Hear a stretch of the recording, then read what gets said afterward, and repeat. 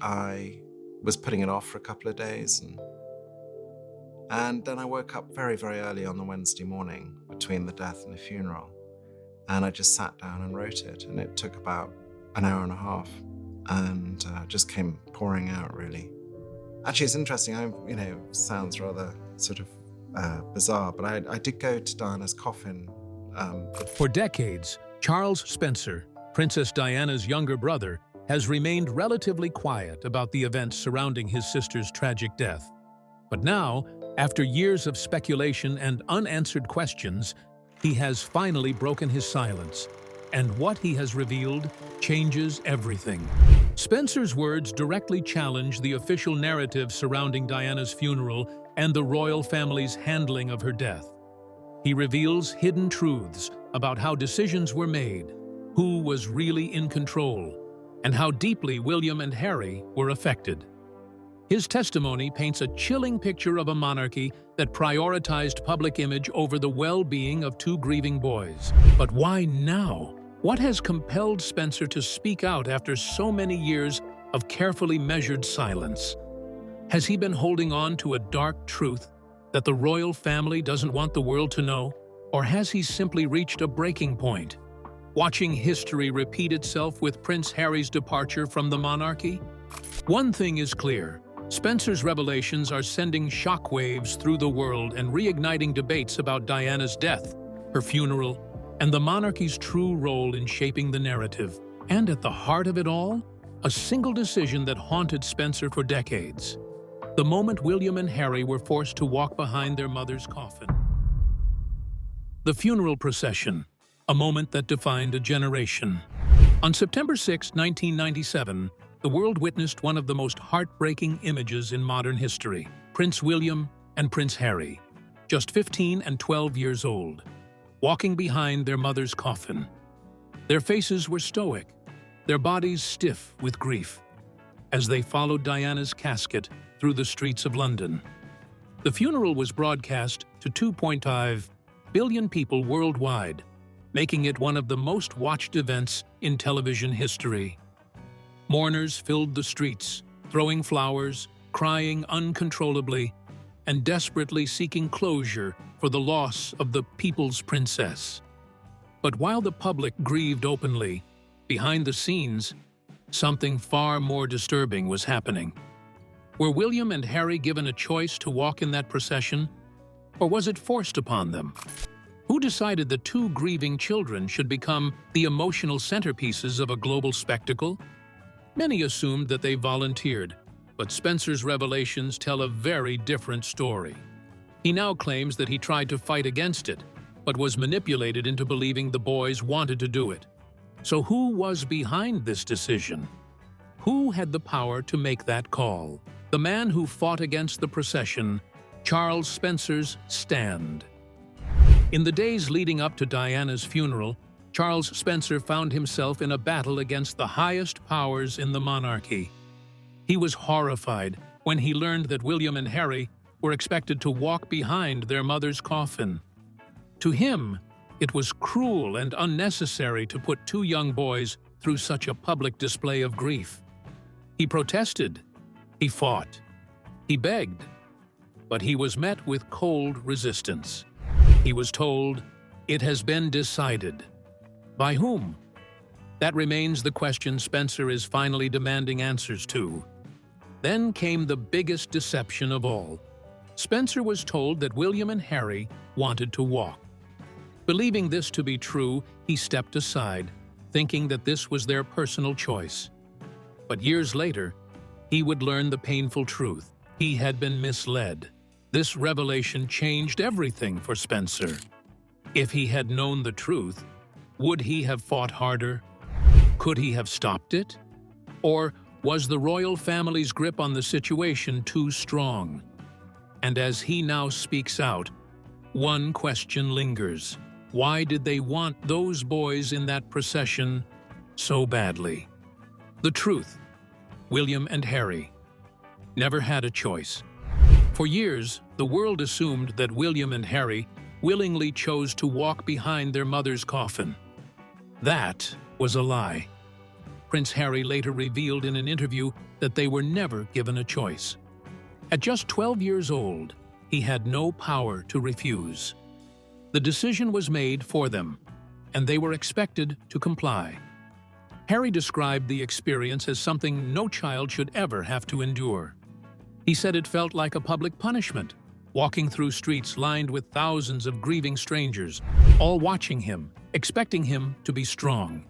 And as for Prince William, he has remained more reserved about that day, but his silence speaks volumes. This new revelation left Charles Spencer furious. He realized that he had unknowingly allowed the monarchy to put his nephews through unnecessary suffering. Would he have been able to stop it if he had known the truth? Or was this a calculated move by the palace to ensure that the funeral had the maximum emotional impact? The day of the funeral: grief, control, and public spectacle. The streets of London were flooded with mourners, but inside the procession, the grief was silent and controlled. William and Harry walked in perfect formation, their faces locked in solemn expressions. Millions of cameras were fixed on them, analyzing their every movement. The sound of sobbing filled the air, but the boys were told to remain composed. But what was happening behind closed doors in the palace? Did the royal family understand what they had put these boys through? It was a funeral unlike any other, a delicate balance of genuine grief and royal pageantry. Every element of the day was carefully orchestrated, leaving no room for personal emotions. But, as Charles Spencer now reveals, the most heartbreaking moment of all was never supposed to happen. The eulogy that shook the royal family, Spencer's unforgettable speech. As Charles Spencer stepped up to the podium in Westminster Abbey, the world held its breath. His eulogy was not just a tribute, it was a challenge. He didn't just mourn Diana. He called out the forces that had made her life miserable. He declared that she was the most hunted person of the modern age, a direct condemnation of the media, the royal family, and everyone who had failed to protect her. The royal family sat in stony silence, their faces unreadable. But the crowd erupted into applause. Applause. At a royal funeral, where silence was the norm, the people defied tradition. They supported Spencer's words, making it clear that they, too, blamed the monarchy for Diana's suffering. This moment marked the beginning of a divide, one that would grow wider over time, eventually leading to Prince Harry's departure from the royal family. The crowd's unprecedented reaction. Applause at a royal funeral? Applause at a funeral is rare. Applause at a royal funeral is unheard of. But Spencer's words struck a chord. The British public had been mourning for days, angry at the monarchy's silence. This applause was more than just appreciation. It was a protest, a declaration of defiance against the royal family's cold detachment. As the cameras panned to the royal family, their reaction was telling. They remained expressionless, unmoved. But Spencer had made his point. He had promised that Diana's blood family, not the Windsors, would protect her sons. And now, decades later, Prince Harry is proving that promise still stands. As Spencer continues to reveal more, the question remains, was Diana's fate sealed from the start? And did the royal family ever intend to protect her at all? The Queen's silence, a nation's growing anger. In the days following Diana's tragic death, the British public expected an immediate response from the royal family. But instead, there was silence. There were no statements of grief, no public appearances, and most shockingly, no flag was lowered at Buckingham Palace. The Queen and the entire royal family had retreated to Balmoral, keeping William and Harry away from the emotional outpouring in London. This silence only fueled public outrage. Why wasn't the Queen speaking? Why did it take 5 days for her to finally address the nation? By the time she did, the damage had already been done. The people felt abandoned. Some believed the Queen's silence was her way of preserving tradition. The monarchy, after all, had always kept emotions behind closed doors. But others argue that it was a deliberate act to control the narrative, distancing the crown from the scandal surrounding Diana's death. Charles Spencer, however, saw it differently. He saw it as proof that the monarchy had failed Diana once again.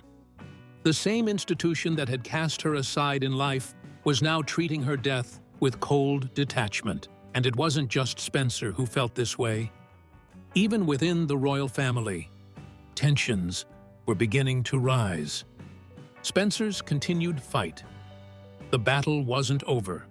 Even after Diana was laid to rest, Spencer did not stay silent. He continued to voice his frustrations with the monarchy, openly criticizing the way his sister had been treated. In interviews, he stated that Diana was never truly accepted by the royal family. She had been isolated, undermined, and left defenseless against the media. He even suggested that her tragic death could have been prevented if the monarchy had done more to protect her. This put him at direct odds with the royal family. Speaking out against the monarchy was almost unheard of, but Spencer refused to back down. His stance also made him a key figure in the ongoing debate about whether Diana's death was truly an accident. While Spencer never directly claimed foul play, his insistence that Diana had been left vulnerable made many wonder, was she set up to fail? Meanwhile, behind closed doors, the rift between Spencer and the Windsors only grew deeper. And then came the night that changed everything. The night Diana died. Spencer's devastating phone call. On August 31st, 1997, Charles Spencer was in South Africa when his phone rang. The first call came late at night. Diana had been in a car crash in Paris, but she was alive. The news was devastating, but he clung to hope. After all, Diana had always been a fighter. Then, just hours later, the second call came. This time, there was no hope. Diana was gone. The official story was that paparazzi had chased her car into a tunnel, causing the driver to crash while intoxicated. But from the very start, Spencer had questions. How could one of the most famous women in the world be left so vulnerable? Why was she without proper security? His first instinct was to blame the paparazzi, but as details emerged, he began to wonder if there was more to the story. And he wasn't the only one. Millions of people around the world suspected that Diana's death wasn't just an accident. It was something far more sinister. The palace's reaction, a scandalous cover-up? As the world wept for Princess Diana, the royal family's reaction was shockingly subdued. Instead of addressing the grief of millions, they remained silent, hidden away in the vast isolation of Balmoral Castle. While many believed they were protecting young William and Harry from the public frenzy, their lack of visible mourning only fueled suspicion. There was no immediate statement, no lowered flags at Buckingham Palace, and no grand tribute to the woman who had once been hailed as the people's princess. It took 5 days, 5 long, tension-filled days, before Queen Elizabeth II finally addressed the nation. By then, the damage had already been done. The British public felt abandoned, their pain ignored by the very institution Diana had once been a part of. Her funeral, though deeply emotional, was not enough to erase the feeling that the royal family had been reluctant to acknowledge her death in the first place. This cold, detached response led to unsettling questions. Was the palace attempting to control the narrative? Was there an effort to downplay the tragedy and move on as quickly as possible? Even those who had never entertained conspiracy theories began to wonder. Was Diana's growing independence and massive public support seen as a threat to the monarchy? Spencer, though never one to indulge in speculation, later admitted that certain details didn't sit right with him. Why was Diana without official royal security the night of the crash?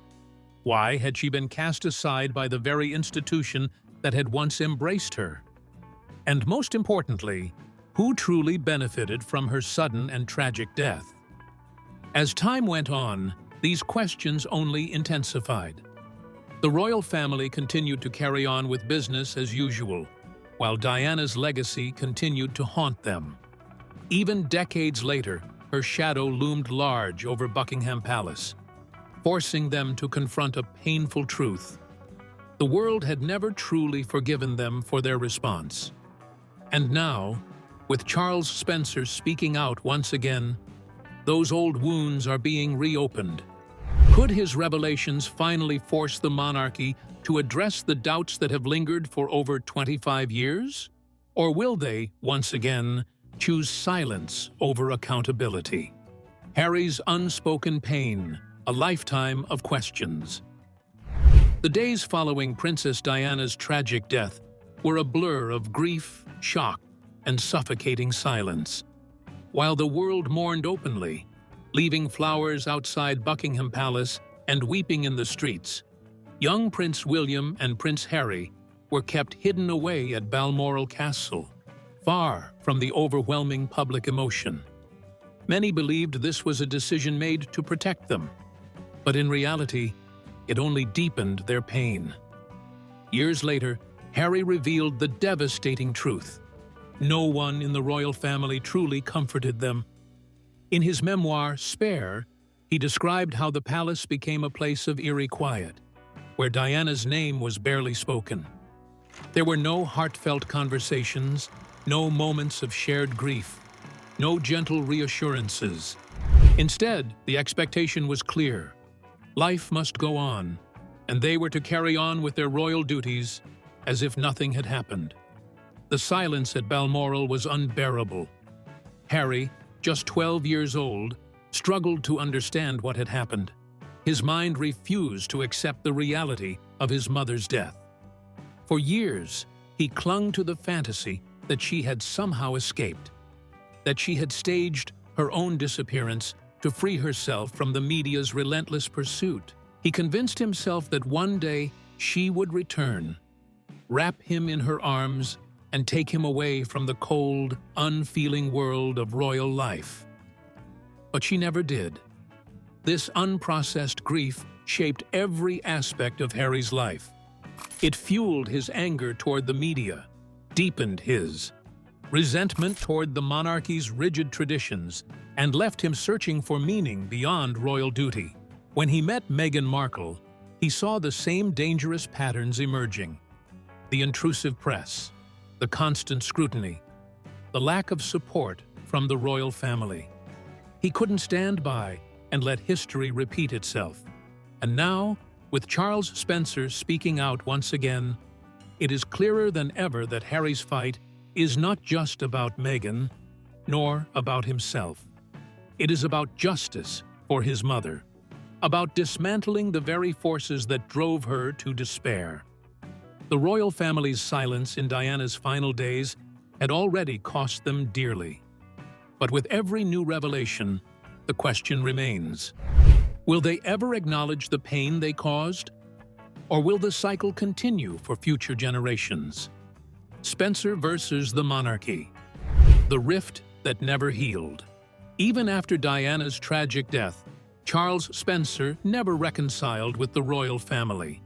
He remained an outspoken critic, determined to ensure that the world would never forget how his beloved sister had been mistreated. His emotional eulogy at Diana's funeral had already sent shockwaves through the establishment, as he condemned the monarchy for failing to protect her and for perpetuating a system that valued appearances over genuine care. Spencer's words that day were not merely expressions of grief. They were a fierce denunciation of an institution that had long hidden its dark secrets. When Prince Harry eventually made the life-altering decision to leave royal life, Spencer immediately stood by his side. He saw history repeating itself and recognized that the same neglect and emotional abandonment that had plagued Diana's final years were now being inflicted on the next generation.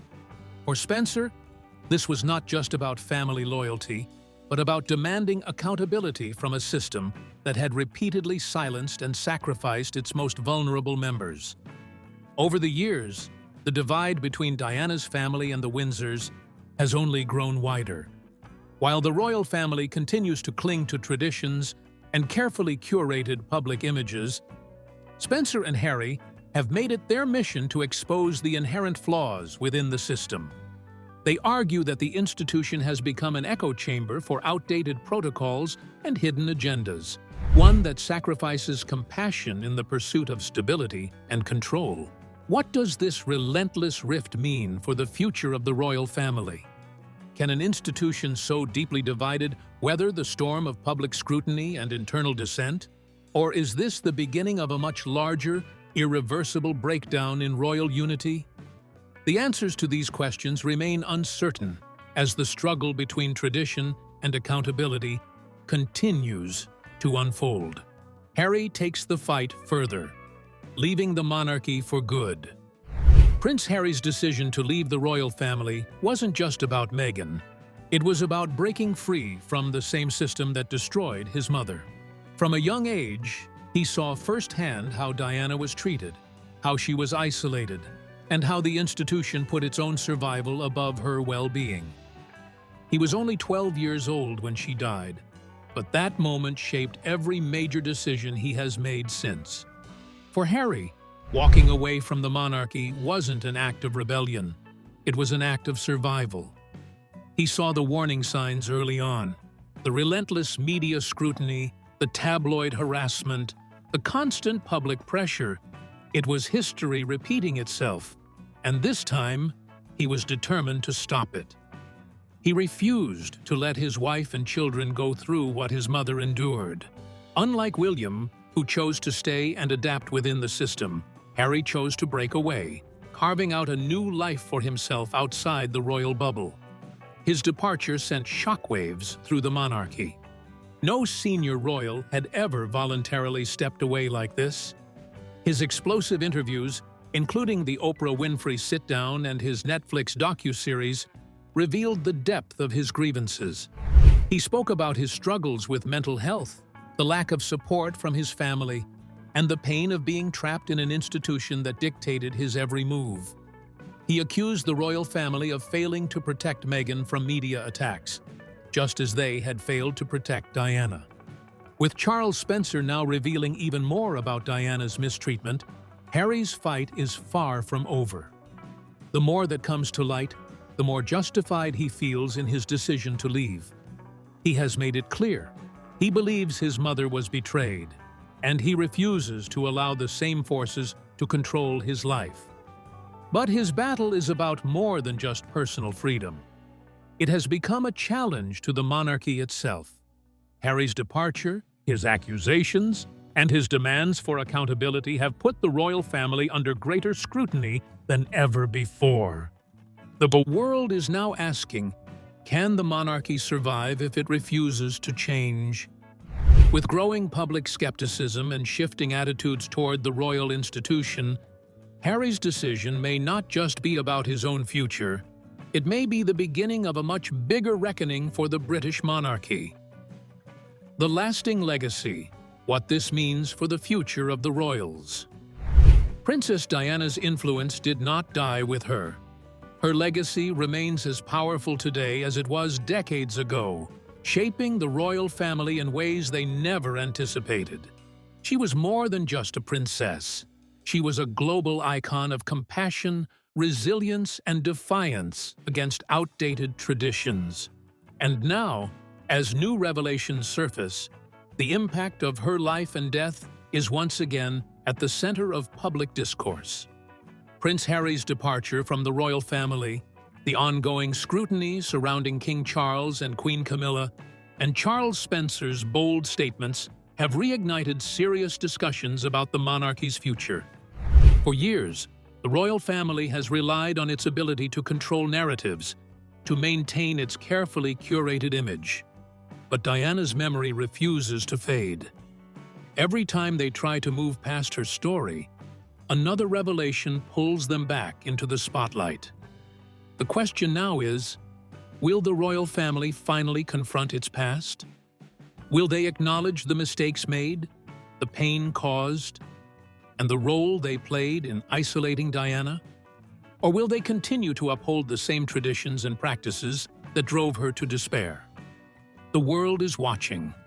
The monarchy stands at a crossroads. Ignoring these revelations could further erode public trust, especially as younger generations question the relevance of the royal family in modern times. On the other hand, addressing these painful truths openly could mark a turning point, an opportunity for reform, for transparency, and for the Windsors to finally make peace with Diana's legacy. But history has a way of repeating itself, and the institution of the monarchy is known for its reluctance to change. If they fail to respond, if they continue to brush aside these painful truths, the cracks in their foundation will only widen. One thing is certain: Diana's story is far from over. The truth about her life, her death, and the choices made behind palace doors will continue to haunt the monarchy for generations to come. Whether they choose to acknowledge it or not, the people's princess still holds a power over the monarchy that even death could not erase.